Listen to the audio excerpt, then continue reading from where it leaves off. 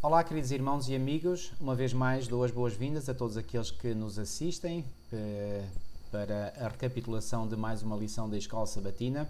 E esta semana nós temos estado a estudar, portanto, ressurreições antes da cruz. Pois bem, até aqui nós vimos que a crença na ressurreição não é só algo que existe no Novo Testamento. Vimos na semana passada que a crença na ressurreição é algo que também estava fundamentado e bem fundamentado, diga-se passagem, no Antigo Testamento. Mas esta semana iremos ver que, pois bem, no Antigo Testamento não existia só a crença. Para além da crença, também existiram ressurreições. E essas ressurreições, obviamente, confirmaram a crença. Então, é sobre isto que nós iremos falar. E, como habitualmente, não queremos iniciar o nosso estudo, a nossa reflexão, sem pedirmos a orientação do Espírito Santo. E é o que vou neste momento pedir ao irmão José Eloy, a quem dou uma vez mais as boas-vindas. Irmão, por favor, ore connosco. Obrigado, Senhor, pela oportunidade que nos dás de mais uma vez estudar a Tua Palavra e te suplicamos que o Teu Espírito esteja connosco e nos ajude a compreender o texto bíblico. Amém. E que aquilo que vamos compreender possa servir também de conforto para o nosso coração. Amém. E que possa ficar enraizado no nosso coração e na nossa mente, não só para agora o tempo presente, mas para o tempo futuro que está mesmo diante de nós. Amém, em que precisamos de ter uma fé inabalável naquilo que se encontra escrito na Tua Palavra, para não vacilarmos perante os nossos sentidos quando formos tentados a duvidar daquilo que está escrito na Tua Palavra. Abençoa os irmãos, irmãs, amigos que irão assistir a este vídeo e que possam ficar esclarecidos, que possam aprender alguma coisa nova ou relembrar aquilo que já sabem, e que nós possamos ser ricamente abençoados e fortalecidos. Amém. E estarmos mais apegados a Ti. Te pedimos e agradecemos em nome de Jesus, o nosso Criador e o nosso Redentor. Amém, Senhor. Amém. Ok, irmão, vou só fazer uma pequenina, ligeiríssima introdução e depois vou deixar assim também a possibilidade de fazer a sua introdução geral. Pois bem, como eu já disse, portanto, antes de fazermos a oração, portanto, esta semana estudamos ressurreições que houve no tempo do Antigo Testamento, nomeadamente 3, a primeira das quais foi a de Moisés, e depois de 2 filhos, portanto o filho da viúva de Sarepta e depois o filho da Sunamita, e depois 3 outras ressurreições antes da cruz, mas que já aconteceram no tempo do Novo Testamento, que foram, portanto, as ressurreições do filho da viúva de Naim, da filha de Jairo e finalmente de Lázaro, que foi uma ressurreição que teve um grande impacto. Interessante que destas 6 ressurreições mencionadas, 3 no Antigo Testamento e 3 no Novo Testamento, 4 delas Jesus, ou diretamente ou através dos seus servos, não é? Ressuscitou filhos, o que mostra, portanto, o grande amor que Deus tem pelos filhos e pelas famílias. Portanto, é sobre estas ressurreições, não é, irmão Eloy, que iremos falar, e deixo-lhe agora assim a palavra para também uma apresentação inicial. Pois bem, nós vimos até aqui nas lições anteriores que há uma esperança da ressurreição, e agora vamos ver a realidade. Vamos ver esta esperança realmente concretizada nestes 3 exemplos de ressurreição do Antigo Testamento e 3 exemplos de ressurreição no próprio ministério de Jesus Cristo. E depois, é claro, há mais ressurreições depois mesmo do ministério de Jesus Cristo, que nós iremos ver, creio que nas próximas lições. Mas por hoje nós vamos ver 6. 3 do Antigo Testamento e 3 durante o ministério de Cristo. O que nós notamos em todos estes relatos de ressurreição é uma coisa muito interessante. É que em nenhum destes relatos, aquele que ressuscitou ou que voltou à vida diz que viu ou ouviu coisas além do túmulo. É realmente fabuloso, porque se fosse algo extremamente importante, esses relatos estariam na Bíblia, e no entanto esses relatos não existem na Bíblia. Ninguém que voltou à vida disse o que viu e ouviu enquanto esteve morto. Não há relatos de consciência após a morte, e não há relatos de uma experiência de vida após a morte. Exato. E isto é extremamente importante, nós compreendermos isto, aquilo que a Bíblia diz, porque a Bíblia está em contradição com o cristianismo em geral, digamos, o cristianismo em geral, que acredita nesta vida além da morte, não é? O cristianismo tradicional, digamos. Tradicional, que não é? Portanto, que é um cristianismo que nós sabemos que foi adulterado a partir do segundo, terceiro, quarto e quinto século. É um cristianismo que foi adulterado e que assimilou ideias pagãs, que não eram bíblicas. E essa fusão de ideias não cristãs com ideias cristãs deu nestes ensinos que nós temos atualmente no cristianismo tradicional. Mas o importante, e é aqui que nós devemos focar a nossa atenção, é não há relatos de consciência após a morte, não há relatos de experiência de vida após a morte contados pelas pessoas que foram trazidas de novo à vida e que já estavam mortas. É aqui que nós temos que realmente... E se havia pessoas que podiam contar sobre essa experiência, eram precisamente essas, porque essas Era morreram precisamente- mesmo, não é? E Exatamente. voltaram à vida. Portanto, se havia pessoas que estavam aptas para contar essas experiências, eram exatamente essas pessoas. E não existe nenhum relato sequer. E para mim, isso que o irmão acabou de dizer prova a veracidade das palavras de Eclesiastes 9, 5, 6 e 10, que mostra, portanto, que os mortos não sabem coisa nenhuma. E, portanto, a ausência desses relatos é, portanto, só por si, ou seja, esse silêncio das Escrituras sobre essas experiências após a morte, portanto, é bastante eloquente quanto a, portanto, para provar a verdade bíblica de que os mortos não sabem coisa nenhuma. Exatamente. Exatamente. Muita atenção, então, a partir de agora. Muito bem. Então, nós vamos, em primeiro lugar, vamos seguir, portanto, pela ordem que aparecem estes relatos na Bíblia e também aqui na nossa lição. Vamos começar, então, pela ressurreição de Moisés. E achei aqui interessante o que Ellen White diz, aliás, já conhecia, mas o autor achou por bem, e quanto a mim muito bem, de fazer aqui referência, portanto, àquilo que Ellen White escreveu sobre a ressurreição de Moisés no livro Patriarcas e Profetas. E ela diz aqui claramente, pela primeira vez Cristo estava para dar a vida aos mortos. Ou seja, a ressurreição de Moisés foi a primeira vez na história humana que a ressurreição se tornou realidade. Sim ou não, irmão Eloy? Desde Adão e Eva, exatamente. Adão e Eva, claro, desde Adão e Eva.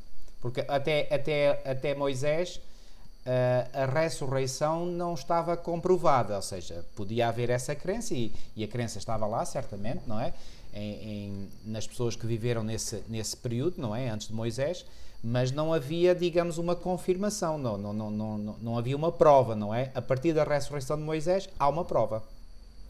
E aliás, Satanás, até essa ocasião, ele pensava que todas as pessoas que morriam ficavam para sempre na posse dele, que nunca mais iriam sair da sepultura. Então ele estava como que certo de que realmente nenhuma presa lhe escapava. Isso. Mas realmente o interessante no versículo que nós vamos ler é em Judas, portanto só tem um capítulo do livro de Judas, no versículo 9, é um livro antes logo do Apocalipse, correto, imediatamente antes, e o versículo 9 diz assim: contudo o arcanjo Miguel, quando contendia com o diabo e disputava a respeito do corpo de Moisés, não se atreveu a proferir juízo infamatório contra ele, pelo contrário, disse, o Senhor te repreenda.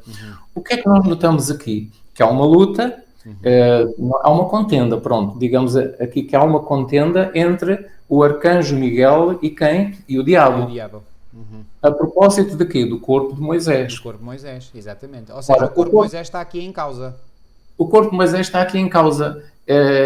E é interessante que se nós, quando morremos, vamos para o céu e estamos perto de Deus, e Moisés certamente estaria perto de Deus, não é? No céu, que necessidade havia de o diabo guardar o corpo de Moisés e não deixar que o arcanjo Miguel ressuscitasse o corpo de Moisés? Que necessidade havia?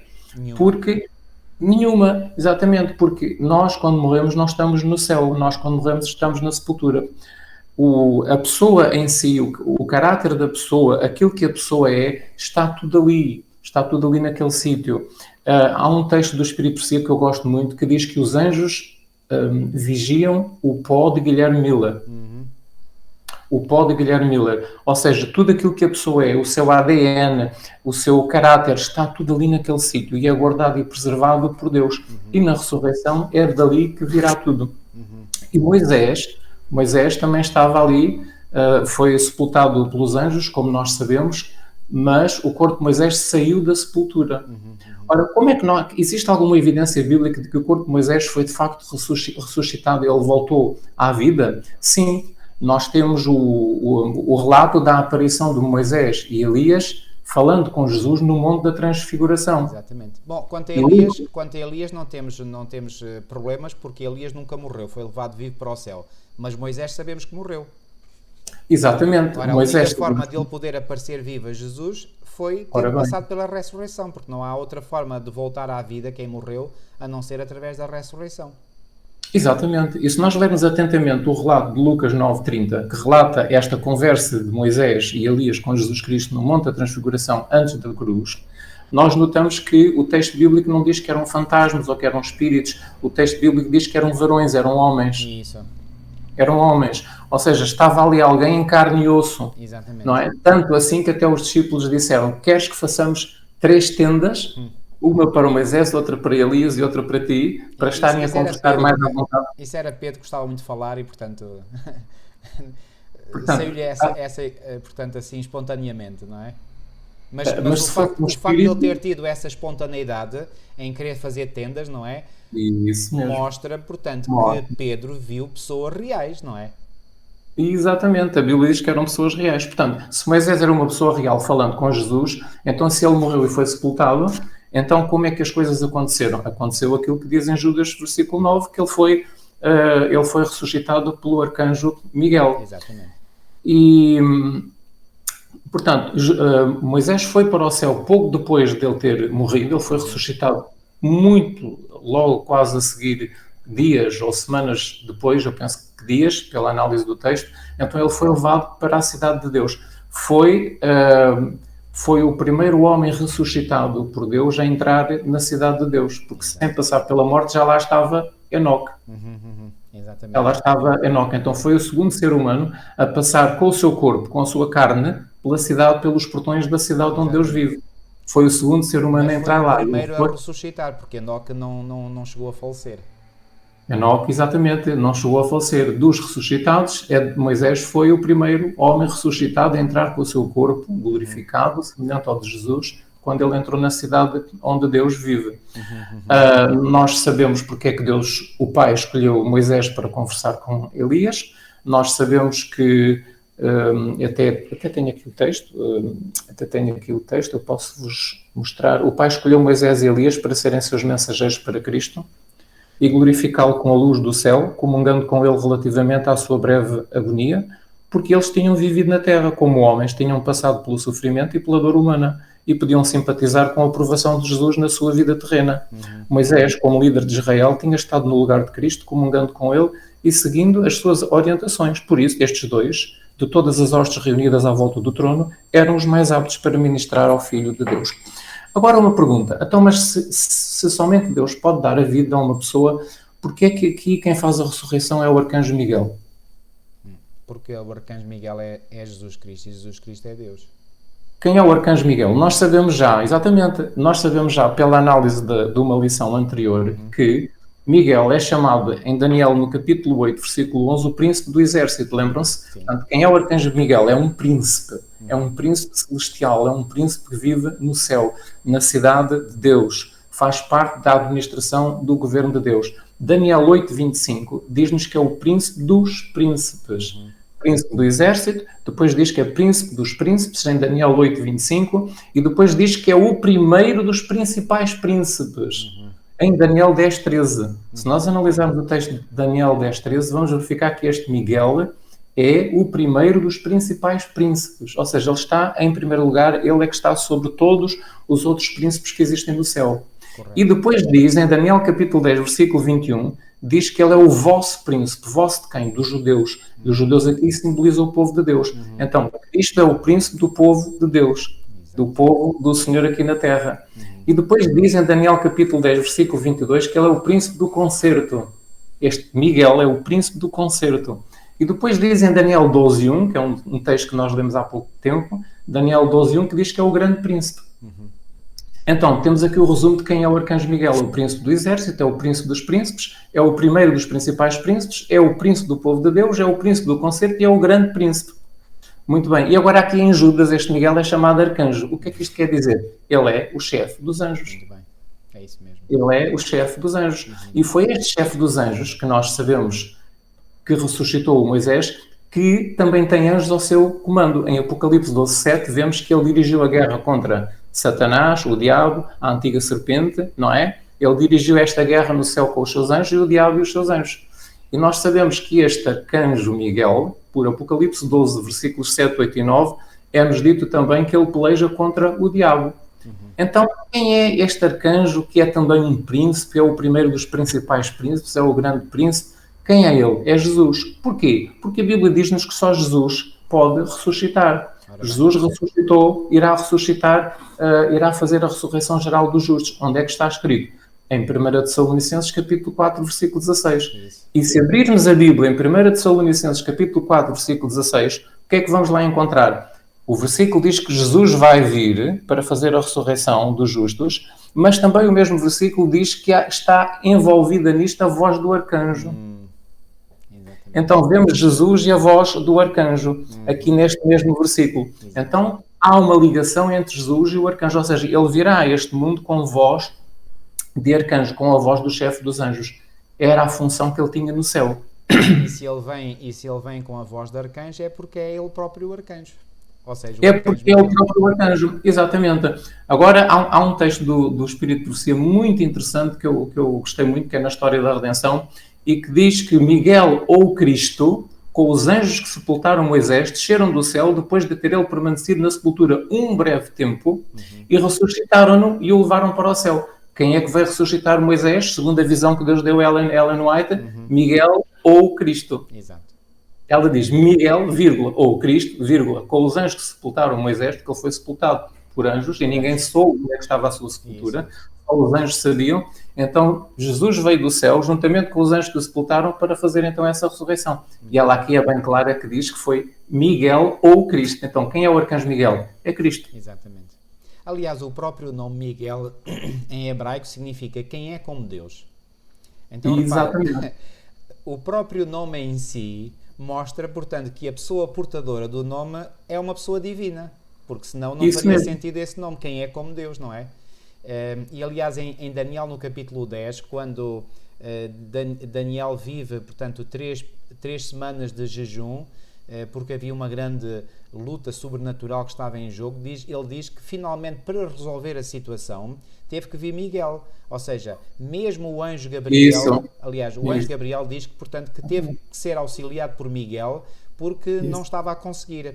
Ora, que anjo é que tem mais poder sobre Gabriel. Todos e, portanto, poder sobre o próprio diabo? Só pode ser Jesus Cristo. Portanto, isso mesmo. E nós sabemos que Gabriel está a ocupar o lugar que Satanás ocupava no céu, que foi deixado vago. É Gabriel que está a ocupar esse lugar. Mas mesmo assim este anjo poderoso não conseguiu e Jesus teve que vir na forma de arcanjo Miguel para auxiliar o e Gabriel. Quando Jesus veio, o conflito ficou resolvido.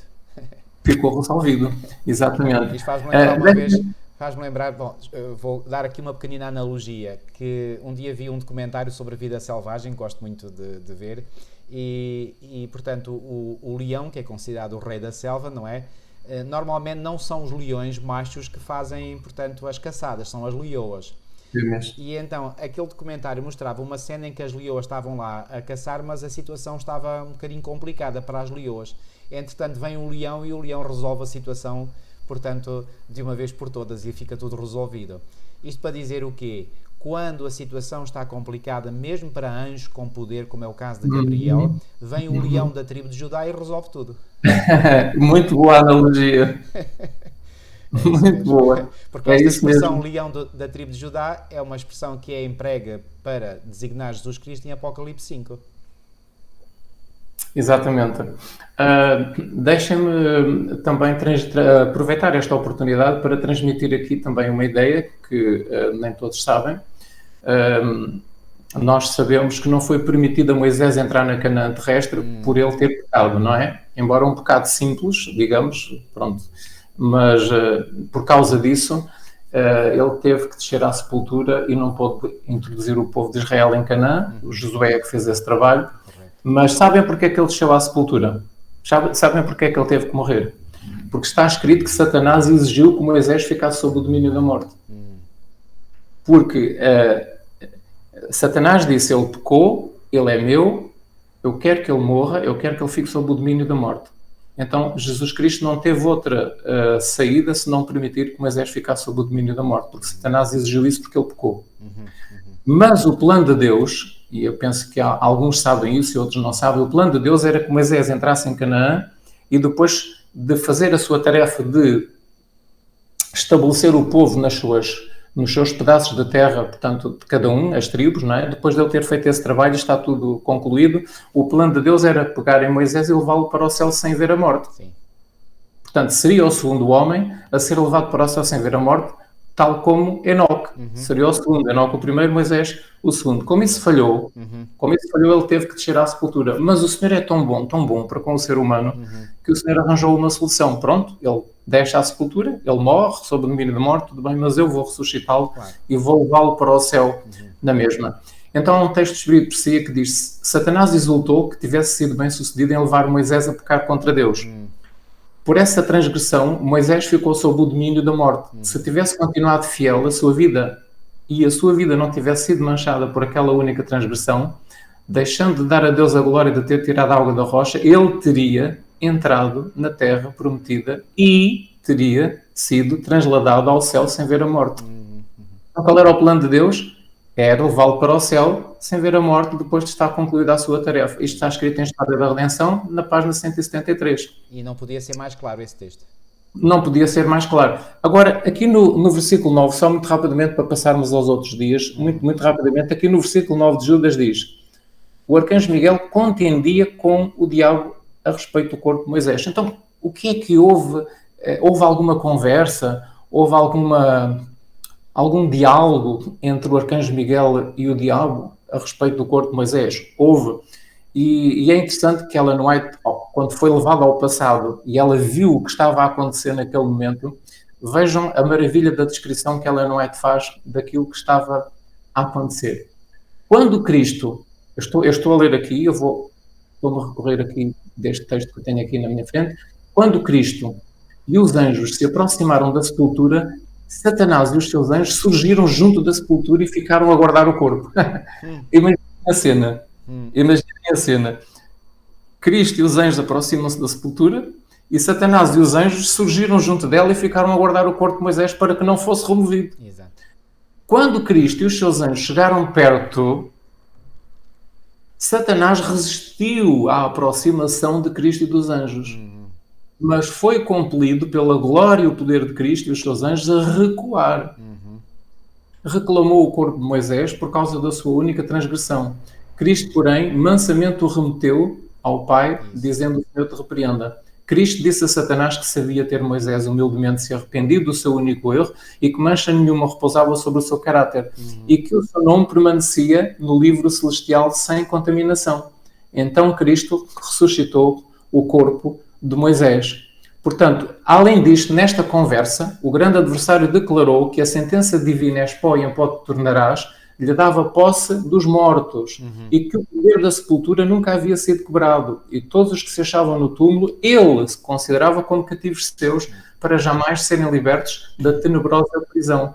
Então era a primeira vez que Cristo estava para dar vida aos mortos e quando eles se aproximaram da sepultura, Satanás ficou apreensivo pela sua supremacia, declarou que até mesmo Moisés não foi capaz de guardar a lei de Deus, cá está, e repetiu as acusações originais que tinha feito contra o governo de Deus no céu e repetiu as queixas da injustiça de Deus para com ele ao expulsá-lo do céu. E pronto, Cristo avança, tem este curto diálogo com ele e avança para fazer a ressurreição. Mas Jesus não lhe deu grande conversa, por assim dizer. Não lhe deu grande conversa, foi só uma explicação simples e humilde. Eu sei que ele se arrependeu e que ele tem o registro limpo, porque eu dou a vida por ele, eu hei de dar a vida por ele na cruz do Calvário. Ele arrependeu-se, foi feita a justificação pela fé, ele aceitou a minha justiça, a minha obediência perfeita e eu levei sobre mim a desobediência dele, então ele tem direito a ser ressuscitado e a ter a vida eterna.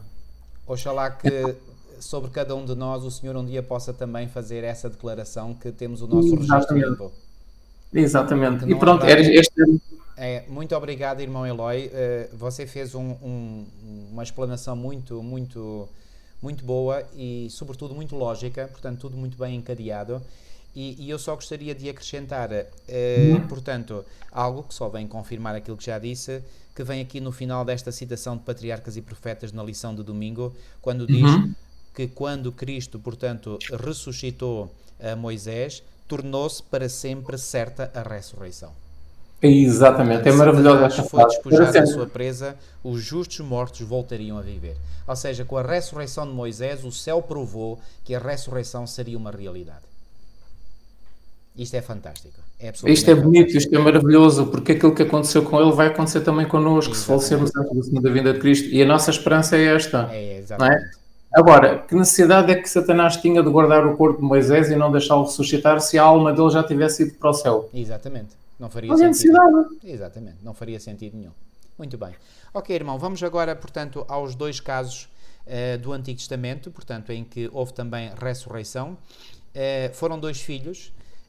Um foi de uma viúva, portanto, que morava em Sarepta, portanto, que era uma localidade na Fenícia, e outro foi também um filho, mas de uma sunamita, ou seja, uma habitante de uma aldeia chamada Sunem. E no primeiro caso foi, portanto, a ressurreição foi feita através do profeta Elias, e a segunda foi através do sucessor de Elias, o profeta Eliseu. Eu digo através porque não foram os profetas que ressuscitaram. Quem ressuscitou foi o Senhor. Simplesmente o Senhor ressuscitou através ou por intermediário dos seus profetas, ok? Mas o poder, obviamente, não estava nos profetas para ressuscitar, essas crianças. Portanto, o poder está, obviamente, em Deus, não é? Ora bem, estas histórias são, portanto, enfim, também bem conhecidas. A primeira vem relatada em 1 de Reis 17, 8 a 24 e a segunda em 2 de Reis 4, 18 a 37. Pois bem, nos dois casos houve aqui uma morte de jovens. O que é que, por exemplo, no primeiro caso, digamos, porque é que a senhora ficou tão triste? Vamos aqui, digamos, analisar um bocadinho a situação, portanto, porque é que é importante nós analisarmos aqui a situação? Porque ao analisarmos as emoções que estas pessoas viveram, certamente isto é um bálsamo para muitas pessoas que vivem hoje, digamos, feridas emocionais. Quantas e quantas vezes eu não encontro satisfação, cura, alento, precisamente ao ver que as situações pelas quais estou a passar, alguém já as viveu no passado. E isso dá-me grande alegria e grande encorajamento. Exatamente. Portanto, aqui, o que é que nós sabemos sobre este caso? Era uma senhora viúva que já tinha sido ajudada pelo profeta a primeira vez. Ela foi salva da morte pela fome. Certo. Ela e o filho foram salvos da morte pela fome. A farinha e o azeite não se acabaram enquanto durou a seca, enquanto durou a falta de água durante aqueles 3 anos e meio, que abrangeu não só o povo de Israel, mas também outras regiões à volta. E agora chegou a altura de Deus fazer um segundo milagre para favorecer esta viúva e este menino. Ou seja, Deus salvou esta família 2 vezes. Primeiro da fome e agora salva o menino da morte. Ficar morto. Da morte, não é? Literalmente da morte. Então houve uma doença, ele ficou doente, como nós sabemos, e o profeta foi e acabou por ressuscitar o menino a pedido da mãe. A mãe ficou realmente muito triste. Ela até diz no versículo 18 do capítulo 17 de 1 de Reis. Era esse versículo que eu gostava por acaso de enfatizar também, mas muito bem. Siga. Não, avança. Portanto, ela diz: que fiz eu, homem de Deus? Vieste a mim para trazeres à memória a minha iniquidade e matares o meu filho? Ou seja, isto é interessante porque quando nos acontece alguma coisa má, a nossa tendência é eu estou a ser castigado por Deus. Ou Deus lembrou-se de alguma coisa errada ou má que eu fiz e Deus está-me a punir e está-me a castigar por isso. E no passado ela lembrava-se que tinha tido algumas coisas que não tinham sido boas. Correto. Então ela pensou que Deus estivesse a castigá-la a ela, tirando-lhe o filho, por coisas que ela tinha feito de modo errado no passado, não é? Exatamente. E aqui vem ao de cima. E nós hoje é a mesma coisa. Quando nos acontece uma doença, é isso que eu queria enfatizar. Pode falar, irmão, pode falar. É exatamente a mesma coisa. Ou seja, muitos de nós hoje nos podemos rever neste sentimento que, digamos, inundou o coração desta mulher viúva, não é? Ao perder o seu filho. Portanto, ela pensou que a morte do filho seria uma forma de Deus estar a punir a sua iniquidade. Bom, para já, o facto de ela dizer vieste tu a mim para trazeres à memória a minha iniquidade. Portanto, ela aqui faz uma confissão, ou seja, ela está a dizer que tem iniquidade que cometeu no passado. Okay? Isso mesmo. E não é nada de estranhar, porque ela era um ser humano e, portanto, como ser humano que era, portanto, obviamente tinha pecado, porque a Bíblia diz não há justo nenhum sequer. Portanto, quer ela, quer cada um de nós temos pecados. Mas esta ligação que ela faz entre a morte do filho e a sua iniquidade é que é uma ligação que muitas vezes nós fazemos. Porque apesar de nós termos feito uma confissão sincera e genuína dos nossos pecados a Deus, muitas vezes pensamos que ainda temos que pagar, digamos, pelos nossos pecados. Sim. Bom, é assim, nós não temos que pagar pelos pecados em si. Agora, o que pode por vezes ficar são consequências. Mas mesmo neste caso, eu creio que a morte desta criança, portanto, não foi uma consequência.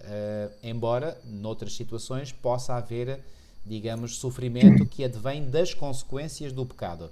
Nós temos, por exemplo, o caso de Davi, não é? Lembrem-me agora.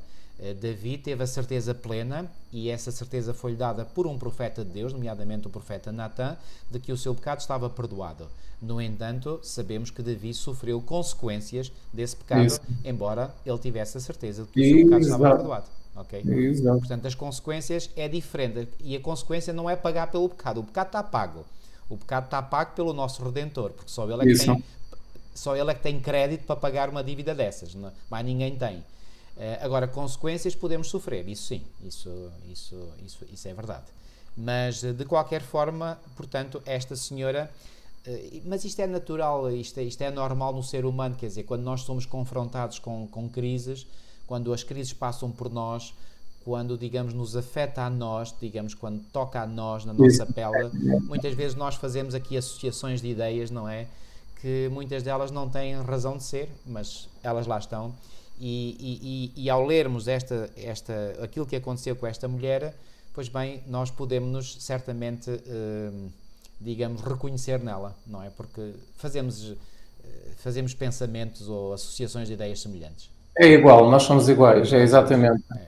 E depois, pronto, diz no versículo 20 que o profeta Elias clamou ao Senhor, e a oração do profeta também, coitado, ele ficou triste com esta situação. Porque ele diz, também até esta viúva com quem me tenho hospedado afligiste, matando-lhe o filho. Coitado, ele ficou mesmo triste, o profeta, porque, Senhor, porquê que permitiste isto? Não havia necessidade. Então ela... Não, mas pronto, há planos que Deus tem, que nós muitas vezes não compreendemos. Exatamente. E os planos, Deus sabe aquilo que faz. E há um objetivo, não é? Deus queria que ficasse registado. E aqui esta reação do profeta mostra que ele também estava, de certo modo, indignado, entre aspas, com Deus, não é? Estava muito triste. Estava muito triste. Pronto, e depois, o que é que nós notamos aqui neste milagre de morte e ressurreição? Pronto, há aqui algo que poderá ser...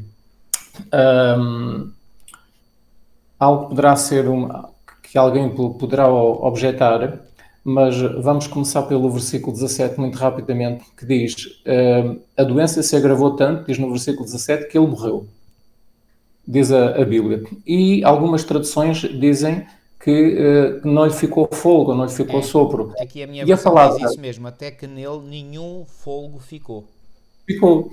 Ora, mas na palavra original, de facto, o que aqui está é Neshama, que é o tal sopro que Deus colocou dentro de Adão, que soprou no nariz de Adão. Correto. Foi o Neshama, que é o sopro da vida. E aqui neste versículo 17 diz que o menino ficou sem Neshama, sem o sopro da vida, ou seja, morreu, ficou sem a vida que anima as suas células, pronto. Exatamente. Morreu, pronto. O Neshama ficou sem Neshama. Mas depois, na oração do profeta, no versículo 21, o profeta diz, rogo-te que faças a alma deste menino tornar a entrar nele. Isso. E depois, no verso 22, diz, o Senhor atendeu à voz de Elias e a alma do menino tornou a entrar nele. E reviveu. Então, porquê é que as coisas estão escritas assim, desta maneira, que dá a impressão que realmente a alma pode existir fora do corpo? A alma não pode existir fora do corpo. A alma, nós já aprendemos em lições anteriores que a alma e o espírito são preservados por Deus na morte. Correto. Ou seja, aquilo não desaparece, mas entra num sono, entra no tal sono, dorme até à ressurreição, no dia de Jesus Cristo. E é isto que saiu do menino. No entanto, há muitas traduções da Bíblia a maior parte delas em inglês, que traduzem este versículo 21 e versículo 22 por vida. Ou seja, vida. Exato. Portanto, há muitas traduções. Olha, uma delas que é muito famosa internacionalmente, que é a nova versão internacional, New International Version. Esta Bíblia é muito famosa e muito aceita e muito acreditada por todos os cristãos do mundo inteiro. E nesta versão, portanto, está escrito que o menino ficou sem vida. Exatamente. E depois diz que a vida voltou ao menino. Ou seja, o original diz nefesh, diz alma, nefesh, mas há muitas traduções bíblicas que dizem vida. Exatamente. Olha, por exemplo, porque alma é vida, porque alma é sinónimo de vida. Porque alma é sinónimo de vida na Bíblia. Ora, o que é que nós aprendemos? Nós sabemos, quem analisa e estuda os textos bíblicos, nós sabemos que das cerca de 700 vezes que a palavra alma aparece no Antigo Testamento, nós sabemos que cerca de 111 ou 120, a palavra alma é traduzida por vida. Portanto, das 700, 111 vezes é traduzido por vida nas traduções bíblicas. Ora, e eles traduzem dessa maneira porque sabem que nesses textos o sentido é mesmo vida. Exatamente. A vida saiu do menino, a vida tornou a entrar no menino. Exatamente. Então, por isso é que estas traduções bíblicas dizem vida. E uma delas é esta. Depois há outras, há a English Standard Version, há a Contemporary English Version, há a Faithful Version, a Bible in Basic English, a New Living Translation. Todas elas traduzem este versículo por vida, não põem alma, põem vida, porque o sentido aqui é a vida. A vida saiu, a vida voltou a entrar no menino. No entanto, se quisermos ser muito radicais e dissermos assim, não, a alma saiu. Muito bem, a alma saiu, mas entrou num sono. Entrou num sono, as faculdades, porque a alma também é usada, como nós aprendemos, lembram-se, a alma também é usada para falar nas faculdades. Isso. A alma são as faculdades cognitivas, afetivas e volitivas da pessoa, são as funções da psique. São as funções da psique. E então, isso saiu, não é? Da pessoa, é como se tivesse saído. E por isso o texto bíblico põe as coisas deste modo. Agora, o que não há aqui é um relato de consciência da alma na morta. Isso. Ou seja, a alma não continua a pensar, a existir Muito bem. após a morte. Nada disso. E quando o menino volta à vida, não há nenhum relato em que o menino diga: olha mãe, sabes o que é que eu vi do lado de lá? Não, também não há relato nenhum desses. Então, o correto é aceitar a palavra alma aqui como vida, que foi o que as sociedades bíblicas fizeram aqui.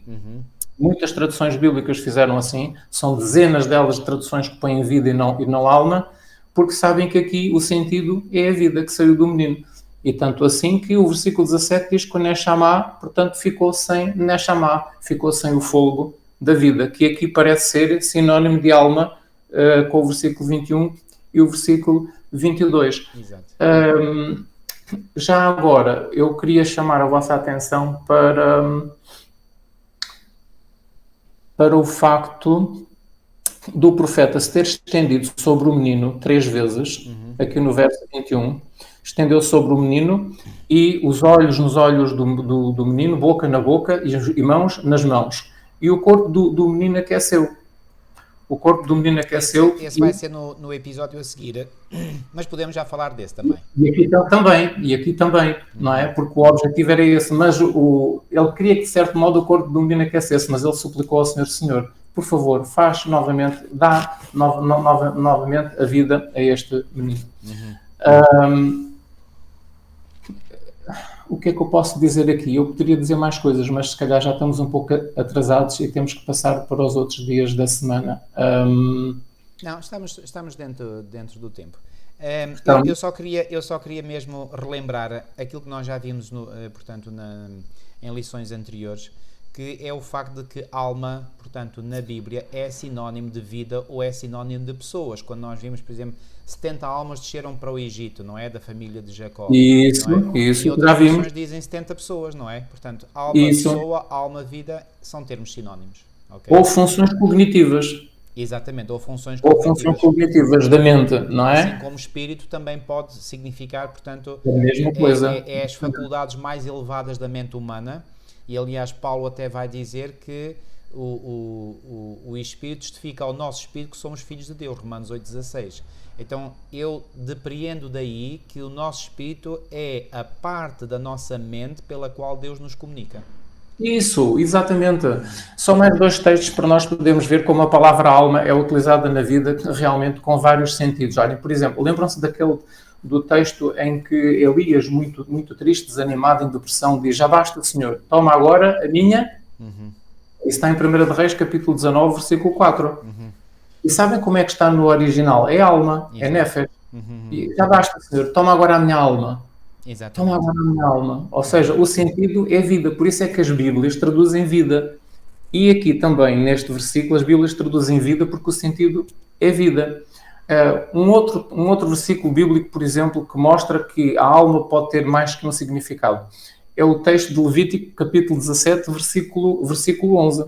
Se nós lermos este versículo, nós vamos descobrir que a nossa Bíblia diz: a vida da carne está no sangue. A vida da carne está no sangue. Não devemos.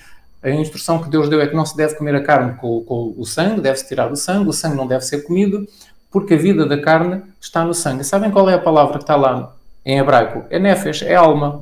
Ou seja, a alma da carne está no sangue. Exatamente. A alma da carne está no Ou sangue. seja, se o sangue está presente a alma. Se o sangue não está presente a alma. Sim, portanto, se a alma é realmente uma coisa consciente que pode viver à parte fora do corpo, então essa consciência está onde? Está nas células do sangue? Está no sangue? Não, está no cérebro, não é? É no nosso cérebro. E, no entanto, o texto diz que a vida da alma está no sangue. E depois há um outro texto bíblico que nós conhecemos muito bem, que é em Gênesis capítulo 9, versículo 4, que diz: a carne com a sua vida não comereis. Foi a ordem que Deus deu a Noé, não é? A carne com a sua vida não comereis. Sabem qual é a palavra que está lá? É a carne com a sua alma não comereis. Exatamente. Ou seja, a alma com o seu sangue não comereis. Carne com a alma, isto é, com o seu sangue não comereis. Ou seja, o texto bíblico diz mesmo que a alma é sangue aqui. Aqui não há maneira de fugir. Gênesis 9:4 diz: a carne com a sua alma, isto é, com o seu sangue, não comereis. Aqui a alma é equiparada a sangue. Exatamente. Portanto, é para nós vermos que realmente na Sagrada Escritura a palavra espírito, a palavra alma, é usada para as funções cognitivas do homem, para designar a pessoa em si, até para designar aqui o sangue, para designar a vida em si que anima o nosso corpo, mas nunca uma entidade consciente que pode continuar a existir consciente depois da morte do corpo. Nunca. Não encontramos isso na Bíblia. Exatamente. Correto. Isto é que é importante nós fixarmos. Exatamente. Muito bem, muito bem. Irmão Eloy, se me permite, eu vou aqui ainda na lição de segunda-feira enfatizar aqui um detalhe interessante, e que vem mencionado logo aqui no início da lição, quando em Hebreus 11:35 diz que mulheres receberam pela ressurreição os seus mortos. Paulo faz referência, portanto, a isto no versículo 35 do capítulo 11 de Hebreus. Podemos certamente, com toda a legitimidade, pensar que Paulo estava a pensar precisamente nestas duas ressurreições que estamos a acabar de falar. Portanto, o filho da viúva de Sarepta e o filho da Sunamita. Sim ou não? Ora bem, portanto, estas histórias de ressurreição são confirmadas pelo apóstolo Paulo. Exatamente. Exatamente. Não, é uma história real, é uma história verídica que está registrada. Ou seja, Paulo acreditava na ressurreição literal contada no Antigo Testamento. Exatamente. Portanto, atenção, não é uma entidade imortal consciente, não há vida consciente após a morte, e estes episódios de ressurreição são, de facto, reais. Exatamente. E não se esqueçam de uma coisa, daquele texto que nós vimos numa lição anterior, de Mateus capítulo 10, versículo 28, que diz que a alma morrerá, sim, mas só na geena. Até lá entra num sono. Exatamente. Até lá é preservada por Deus no tal sono, onde Deus preserva tudo aquilo que a pessoa é, as suas memórias, os seus pensamentos, a sua personalidade, o seu caráter, tudo isso é preservado, entra num sono. E só depois, na segunda morte, no lago de fogo e enxofre, 1000 anos depois da segunda vinda de Cristo, é que realmente os não salvos serão punidos com aquilo que a Bíblia chama a segunda morte, da qual não haverá ressurreição. Exatamente. Então, aí é que a alma morre. E Mateus 10, 28, Jesus diz: aquele que pode matar não só o corpo, mas a alma na geena. Exatamente. Aí sim, aí Deus matará a alma juntamente com o corpo na geena. Até lá, está num sono. Exatamente. Então, aqui, referindo-se às nossas funções cognitivas. Exatamente. Compreende o caráter, a personalidade da pessoa. Nos outros textos bíblicos, refere-se simplesmente à palavra vida. Exatamente, exatamente. é muito interessante e isto é fundamental, portanto, que as pessoas tenham esta compreensão do que é realmente a vida e do que é realmente a morte. Porque como nós já demos a entender em lições anteriores, portanto, se essa ideia de que existe uma alma imortal que sobrevive à morte do corpo, se essa ideia está na mente das pessoas, essa pessoa está automaticamente e totalmente vulnerável, portanto, aos enganos do espiritismo. E isso é algo muito grave mesmo.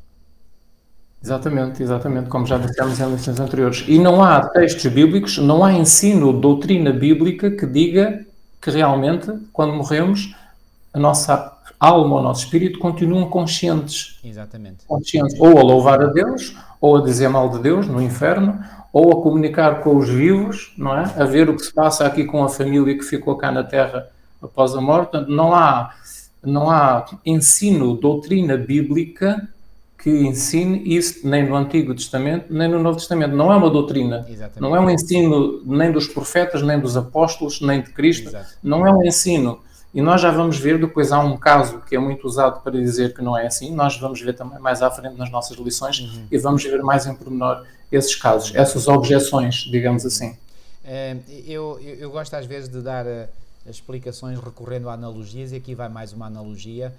Eu já usei a analogia do computador, não é? Quando está desligado. Não é? Isso, ótimo. Mas sabemos também que uma forma de desligar um computador ou até um televisor é pondo em stand-by. Usa-se este termo em inglês, não é? Stand-by.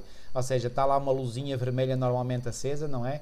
Portanto, aquele aparelho está desligado, portanto não está a funcionar, mas, digamos, há qualquer coisa que está viva, entre aspas, lá dentro, não é? Ou seja, durante essa morte que é um sono, digamos... Não há imagem. Não há imagem nem há som. Não há imagem, não há som, mas alguma coisa está registado, não é? Isso. Agora, quando houver a segunda morte, aí podemos dizer, digamos, esse computador, esse televisor são completamente destruídos, esmagados e não fica lá mais nada. Será isso?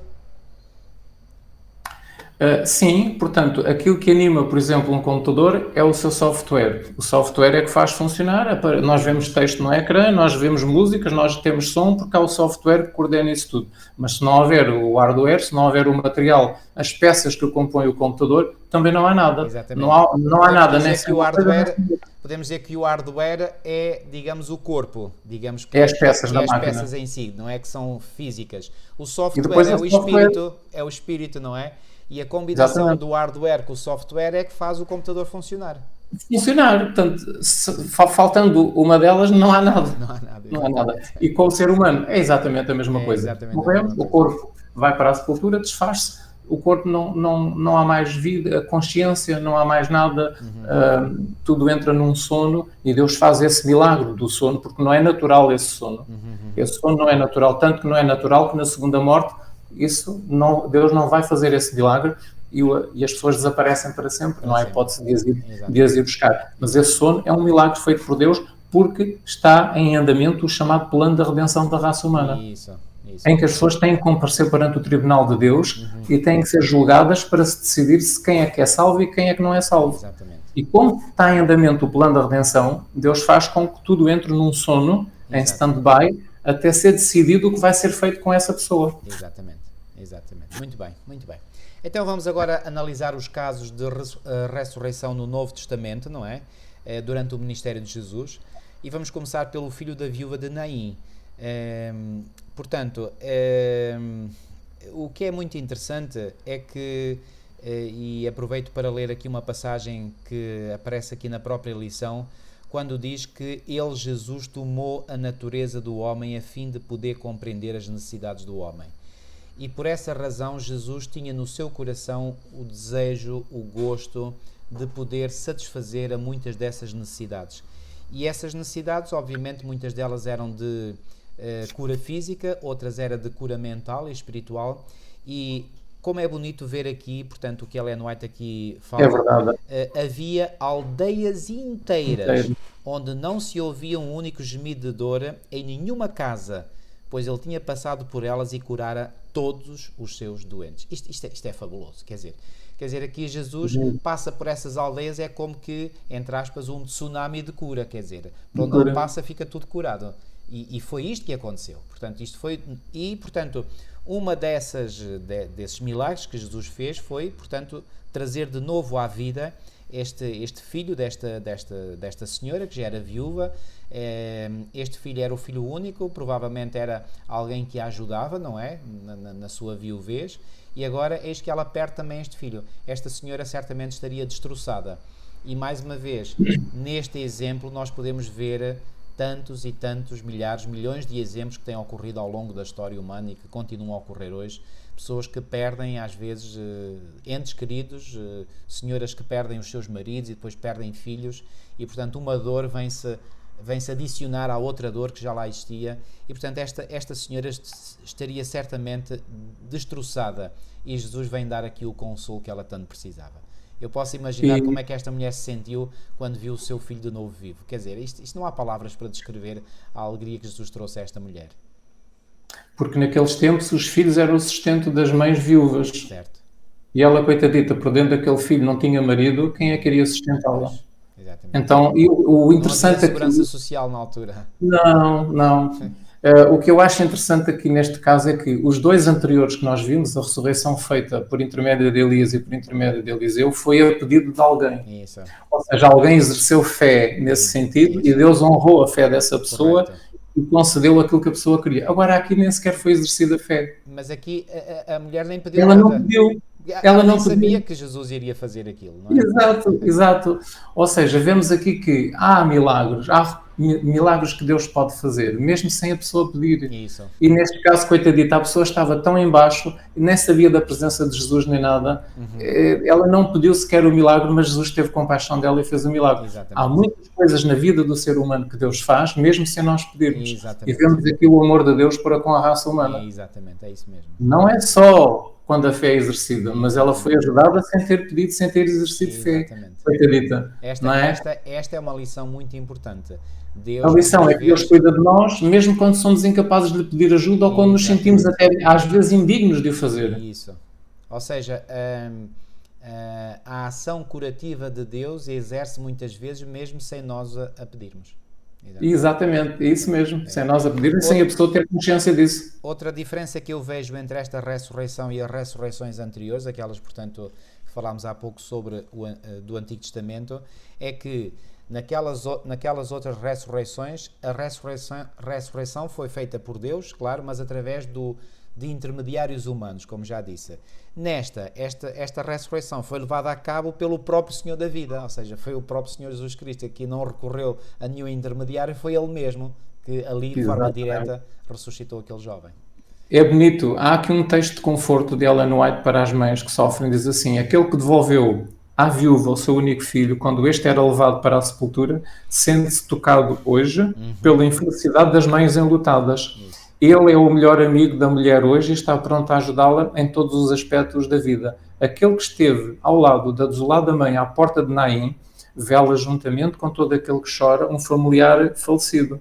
É tocado de simpatia pela nossa dor, o seu coração que amava e se compadecia é de imutável ternura, a sua palavra que chamou os mortos à vida não é de maneira nenhuma hoje menos eficaz do que quando se dirigiu ao mancebo de Naim. Ora bem.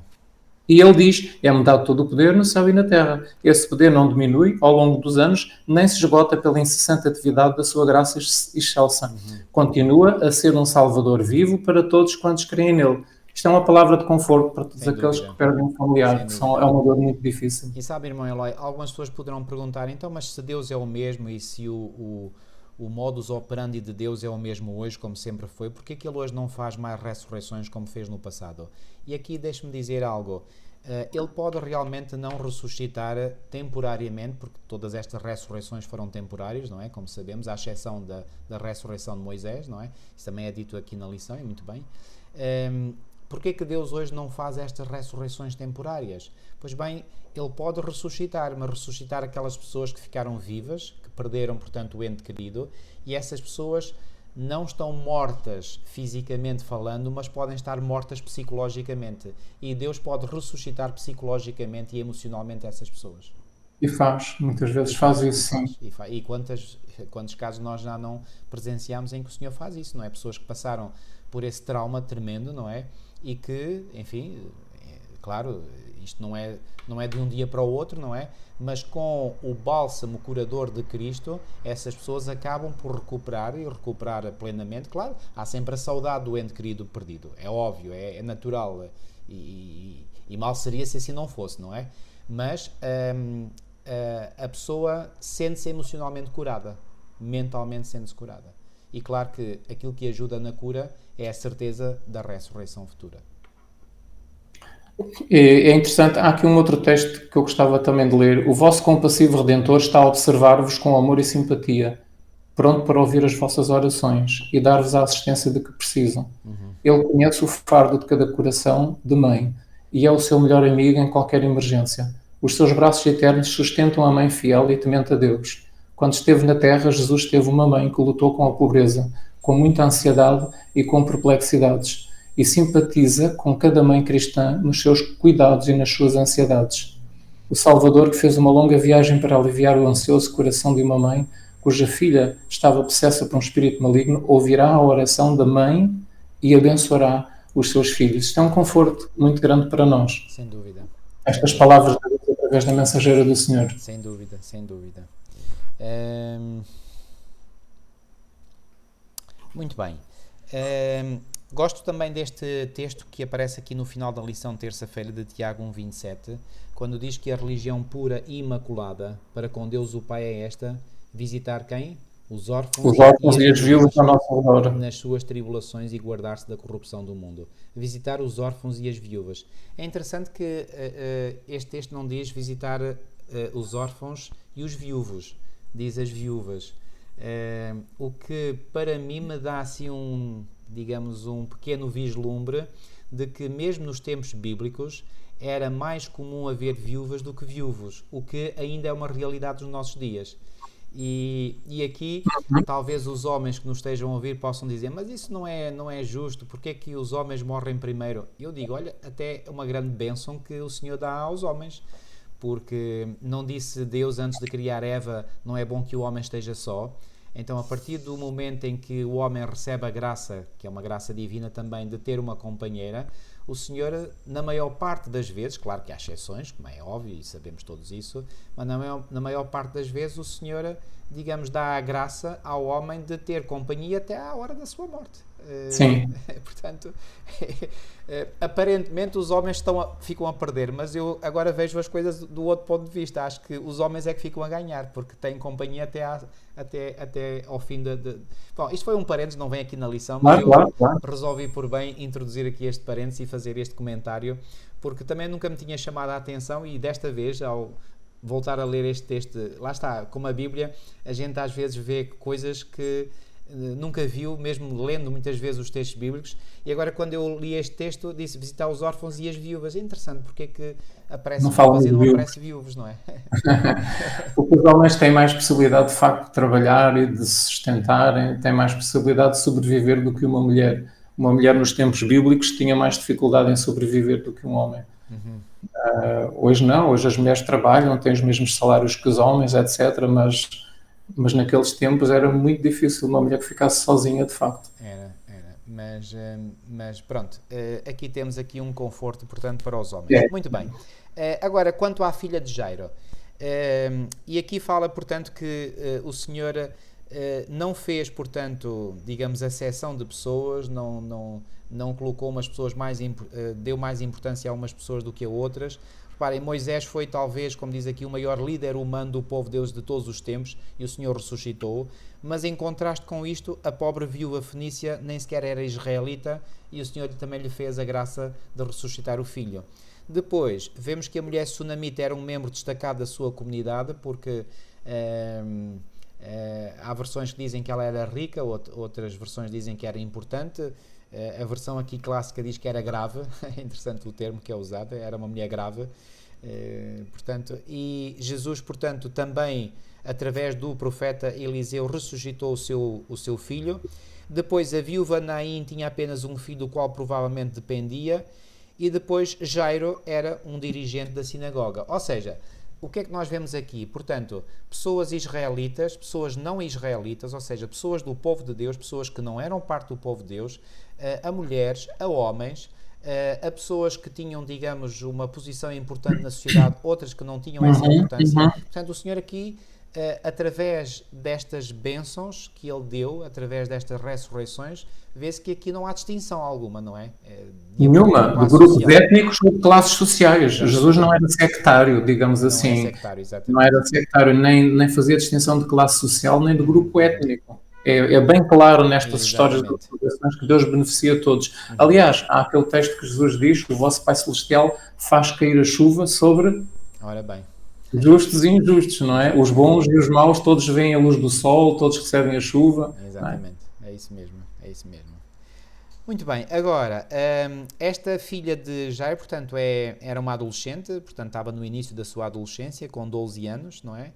E é interessante que quando Jesus chega à casa e ouve lá as pessoas a chorar, portanto, a morte, havia aquelas mulheres carpideiras, não é? Que choravam, não é?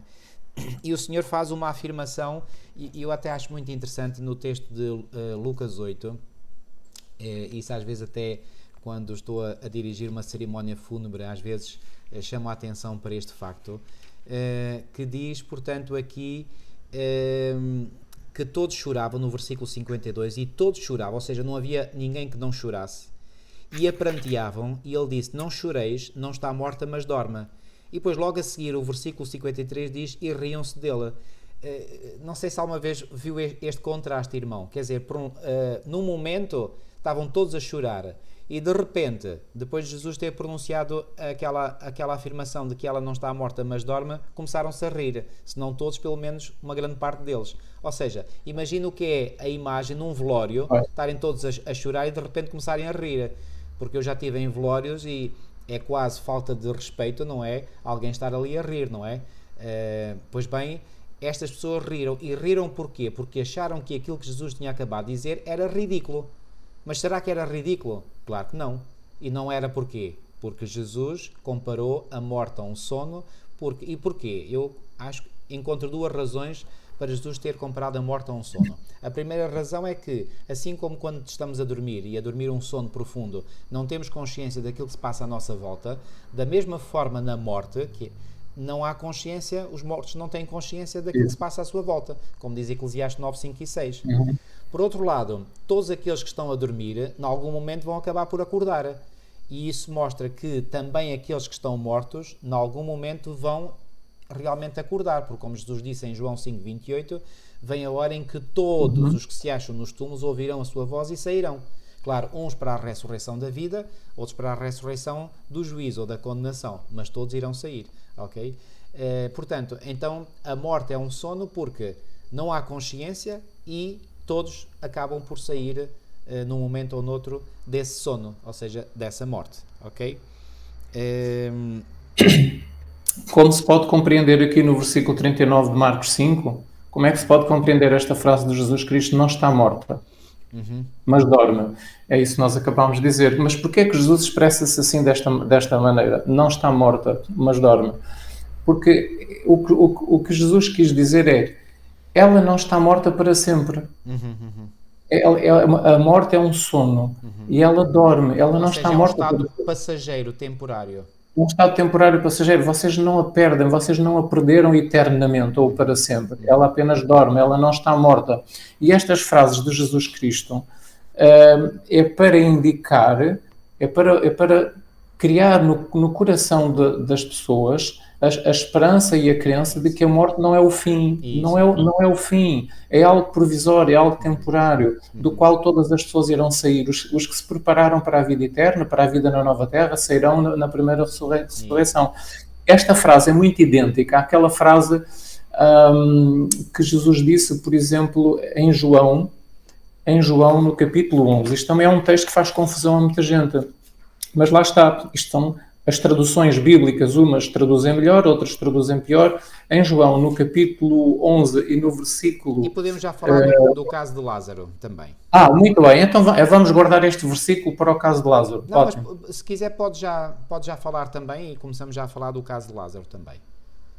Então é assim. Então, passando para o caso de Lázaro... Jesus Portanto, aqui Jesus também refere, portanto, que o nosso amigo dorme, não é? Como ele disse aos seus discípulos, Lázaro, o nosso amigo, dorme, João 11, e eles entenderam, portanto, como diz o versículo 13, mas Jesus dizia isto da sua morte, eles, porém, cuidavam que falava do repouso do sono. Então Jesus, para que não ficassem equívocos na mente deles, finalmente disse no versículo 14, então Jesus disse-lhes claramente, Lázaro está morto. Não, está morto, morreu. Pronto, aqui este texto do capítulo 11 de João é bem claro e mostra aquilo que Jesus acreditava, aquilo que Jesus ensinava. Porque é que ele disse que ela não está morta, mas dorme? Por causa disto, porque a morte para Jesus é um sono, não é algo definitivo, não é algo do qual ninguém mais sairá dali. Não, a morte é um sono. Jesus diz no verso 11, Lázaro adormeceu, mas eu vou despertá-lo. E no 14, como o irmão disse muito bem, diz, Lázaro morreu. Portanto, é bem claro que realmente a morte é um sono. Mas agora, algumas Bíblias têm o João capítulo 11, versículo 26, traduzido do seguinte modo: aquele que crê em mim não morrerá. Não é? É assim que está em algumas Bíblias, o versículo 26. Aquele que crê em mim não morrerá, ou nunca morrerá. Nunca morrerá. Como é que isto é possível? Nunca morrerá? Nunca morrerá eternamente. Nunca morrerá eternamente. Ou seja, a minha Bíblia, por exemplo, a versão revista e atualizada, ao meio da revista atualizada, já diz não morrerá para sempre eternamente. E realmente o texto grego, se nós examinarmos bem, está lá a dizer que não morrerá para sempre, não é? Mas algumas Bíblias ainda têm assim. Outro texto que faz muita confusão em algumas Bíblias, em algumas traduções, e há pessoas que não conseguem entender, mas pronto, mesmo que a tradução esteja assim, nós compreendemos o que é que Jesus quer dizer. É João 8,51. João 8,51 também tem uma frase muito parecida, que diz, se alguém guardar a minha palavra, nunca morrerá. Se alguém guardar a minha palavra, nunca haverá a morte. Nunca haverá a morte ou nunca morrerá. Ora, nós sabemos que isto não é assim. Então as pessoas morrem, os crentes morrem, vão para a sepultura. Mas Jesus diz, nunca haverá a morte, nunca morrerá. O que é que isto quer dizer? É uma tradução que não está muito bem feita. A tradução correta é não verá a morte para sempre. Ou não morrerá para sempre. Ou não morrerá eternamente. Porque a morte é o tal sono. Exatamente. Eu dei-me ao trabalho de consultar aqui, tenho aqui uma aplicação no meu telemóvel com a Bíblia hebraica, ou seja, o Antigo Testamento em hebreu e o Novo Testamento em grego. E aqui no texto grego de João 11, 26, portanto diz aqui que quem crê em mim não morrerá, e depois diz eis ton aiona, ou seja, para todas as eras, ou seja, para sempre, para a eternidade. Para sempre. Portanto, o texto é claro. As traduções, pois bem, algumas puseram isso de parte, mas, portanto, aqui diz não morrerá, não é nunca morrerá, é nunca morrerá para sempre, durante todas as eras, ou seja, eternamente. É isso que o texto original diz. Exatamente, é isso mesmo.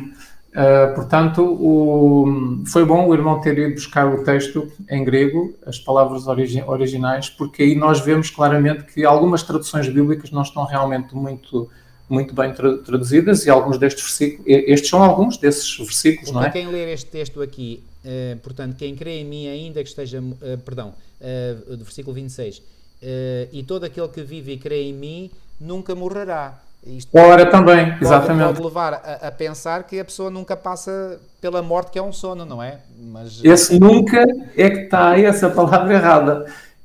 O nunca é não morrerá eternamente. Mas se tivesse o eternamente à frente, nunca morrerá eternamente. Isso já está correto. Aí Sim, a frase já está correto, já sim. está correto, exatamente. Mas isto para ninguém pensar que não passa pela primeira morte. Essa morte, a maior parte dos filhos de Deus passam por ela. Só aquela geração que estará viva quando Cristo vier, que sabemos serem uns 144 mil, é que não passarão pela morte. Todos os outros passam pela morte. Bom, por isso à exceção de Enoque e de Elias. Exatamente. E não só, a última geração da Igreja, que estará viva depois de terminar o tempo da graça, portanto, esses também já não chegam a morrer, não é? Exatamente. E não vamos entrar por aí, embora o irmão seja um especialista nessa área, eu já aprendi muito consigo sobre os 144 mil. Muito bem. Vamos sobre Lázaro, ainda queria, portanto, aqui enfatizar duas ideias. A primeira é que Marta, portanto, ela tinha já nela própria, portanto, a certeza da ressurreição, mas a certeza da ressurreição quando? No último dia. Como é que Marta tinha esta, digamos, essa certeza? Pois bem, eu faço aqui uma tentativa de explicação, porque em João no capítulo 6, nós encontramos aqui que Jesus, na sinagoga em Cafarnaum, quando fez lá um sermão, ele, não por uma, nem por duas, nem por três, mas por 4 vezes, Jesus fez a seguinte afirmação. Eu vou dar os textos bíblicos. Portanto, Evangelho de João, capítulo 6, e vamos ler primeiro o versículo 37. Diz assim,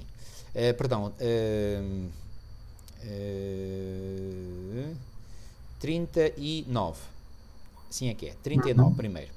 E a vontade de quem me enviou é esta, que nenhum eu perca de todos os que me deu. Pelo contrário, eu o ressuscitarei quando? No último dia. No último dia. E depois no versículo 40, esta foi a primeira referência.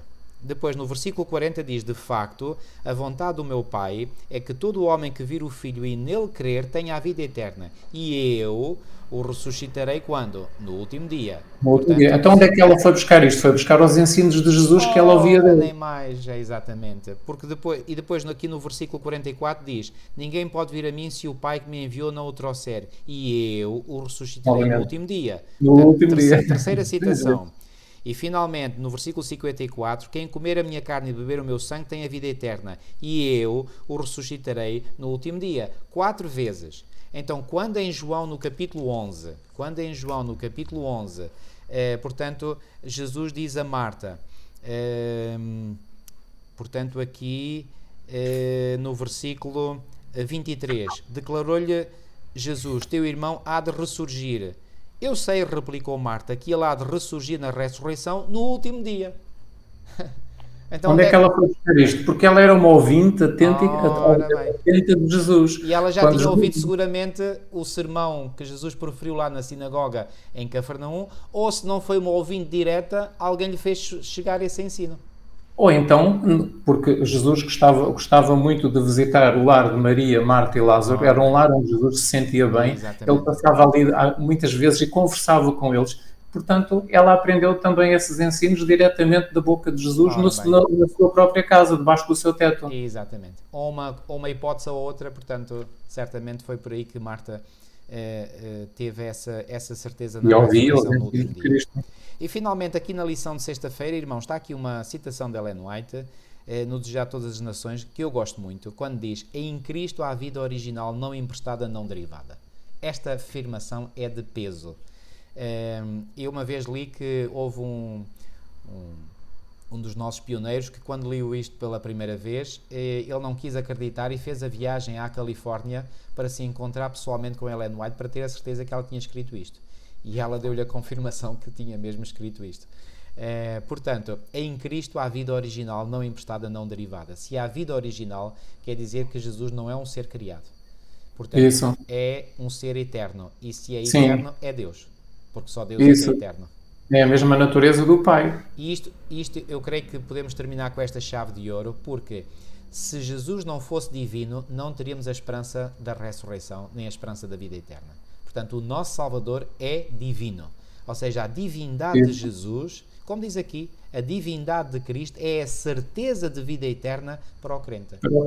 Se pusermos de parte ou se deitarmos por terra a divindade de Cristo, deitamos por terra a nossa própria salvação. Não há hipótese. Salvação, exatamente. Quem crê em mim, ainda que esteja morto, viverá. Todo aquele que vive e crê em mim não morrerá eternamente.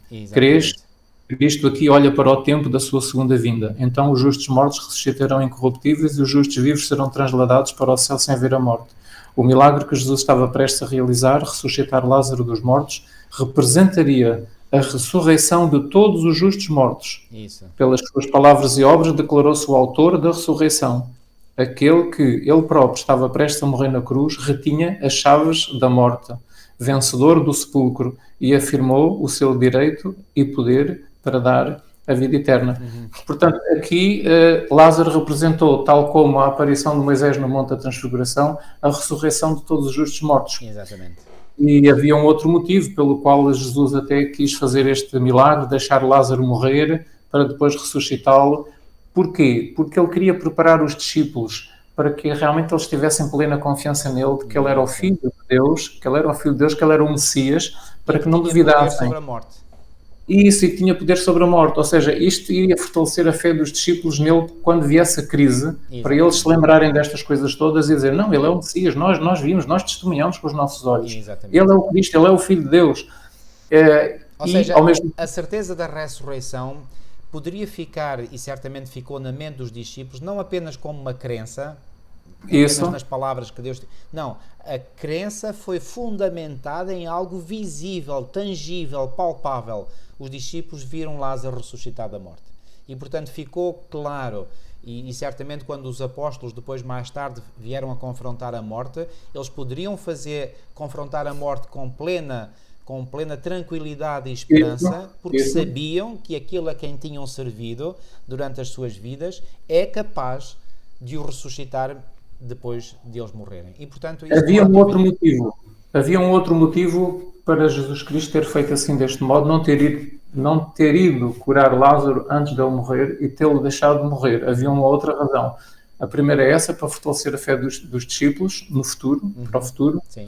E para terem essa certeza de que ele era quem era, mas havia um outro motivo, é que circulavam boatos postos a circular pelos fariseus e pelos principais sacerdotes de que os milagres que Jesus realizava eram falsos. Exatamente. Ou seja, ele não ressuscitava pessoas, as pessoas não estavam verdadeiramente mortas.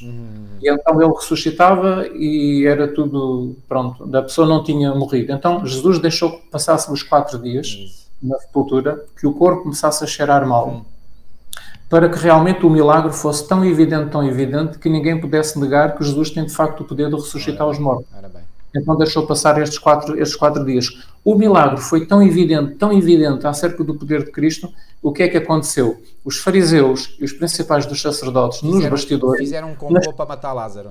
Exatamente, nas suas reuniões nos bastidores fizeram um complô para matar Lázaro, para que não houvesse uma prova viva de que Jesus tinha o poder de ressuscitar os mortos e que ele era de facto o Filho de Deus, ou realmente alguém enviado por Deus, não é? Um profeta, mas pronto, ele era o Messias. Exatamente. Eles acreditavam que ele era o Messias, mas eles não queriam aceitar no íntimo essa convicção. Eles sabiam que ele era, mas não queriam. Porquê? Porque Jesus vinha-lhes tirar o poder, vinha-lhes tirar... Porque a atenção do povo estava a ser desviada deles para Jesus. Exatamente. E eles tinham ciúmes, tinham inveja, eles não queriam que a atenção do povo fosse desviada deles para Jesus. Então queriam matar Jesus, tirá-lo do caminho para que eles continuassem a estar como grandes personagens dentro do povo. E a prova viva, Lázaro. Era tão evidente que eles fizeram um plano para matar Lázaro. Exatamente. E aliás, eu vou dar os textos bíblicos que provam aquilo que acabei de dizer. Em João 11 e no versículo 53, portanto, diz: desde aquele dia resolveram matá-lo a Jesus. Mas depois à frente, no capítulo 12 de João, nos versículos 10 e 11, diz assim: mas os principais sacerdotes resolveram matar também Lázaro, porque muitos dos judeus, por causa de Lázaro, voltavam crendo em Jesus. Não admira, porque é que eles voltavam crendo em Jesus? Então, porque o versículo 17 diz ainda, João 12:17, dava, pois, testemunho disto a multidão que estivera com ele, quando chamara a Lázaro do túmulo e o levantara dentre os mortos. Ou seja, muitos foram testemunhas desta ressurreição e criam em Jesus, e eles queriam aniquilar essa prova, porque exatamente. A prova era por demais poderosa. Evidente. Era poderosa. Portanto, não esqueçam, este foi o motivo que Jesus deixou esperar os tais 4 dias, para que fosse tão evidente a ressurreição que ninguém pudesse dizer, não, a pessoa não estava bem morta. Exatamente. Então Jesus fez mesmo de propósito. Faz-me lembrar aquele episódio que vem relatado em Daniel 6, quando há um autor que dá a entender que quando quando Daniel saiu ileso da cova dos leões, eles argumentaram de que provavelmente os leões não estavam com fome.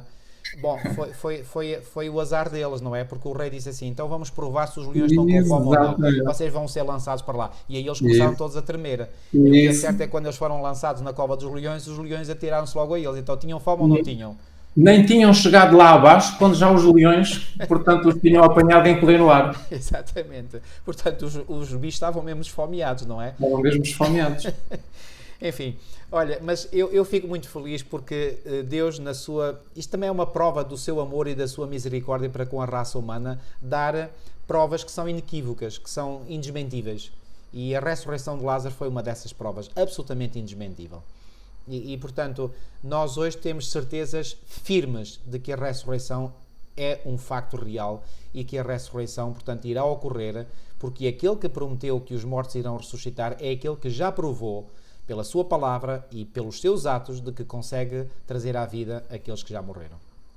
Muito bem, irmão, eu creio que poderíamos ficar hoje por aqui. Acho que já, portanto, vimos todo o conteúdo da lição. Muito obrigado uma vez mais e vamos terminar com uma oração. Nosso querido e amado Pai que estás nos céus, muito e muito obrigado, Senhor, pelo poder que a Tua Palavra tem. Obrigado pela esperança que ela incuta em nós, por estas certezas absolutas, em que não há a menor sombra de dúvida sobre elas, e nomeadamente a certeza pura, genuína da ressurreição de todos aqueles que morreram com a sua fé em Ti. E uma ressurreição para uma vida que nunca mais terá fim. Essa sim, a vida eterna. Ó bom Pai, muito e muito obrigado por nos dares esta certeza, através daquilo que está claramente exposto na Tua Palavra. Que esta certeza, Senhor, nos possa sempre animar a nós e possamos usar esta certeza para animar outros que ainda não a têm. Fica connosco, Senhor, livra-nos todo o mal, abençoa todos aqueles, Senhor, que estão aprendendo a Tua Palavra, estão estudando, estão investigando, que esta certeza da ressurreição possa também ficar na mente dessas pessoas, como já está na nossa. Fica, pois, connosco, tudo isto nós te pedimos e pela fé te agradecemos, em nome de Jesus. Amém. Amém, Senhor, assim seja. Ok, irmão Eloy, muito obrigado uma vez mais pela sua preciosa colaboração. Deus o abençoe grandemente, assim e a toda a sua querida família. E, queridos Obrigado amigos, também pelo convite. queridos irmãos e amigos, foi um prazer ter estado uma vez mais convosco, apesar de forma distante, mas cá estamos e que Deus vos abençoe também grandemente. Até para a semana. Deus abençoe a todos. Até para a semana.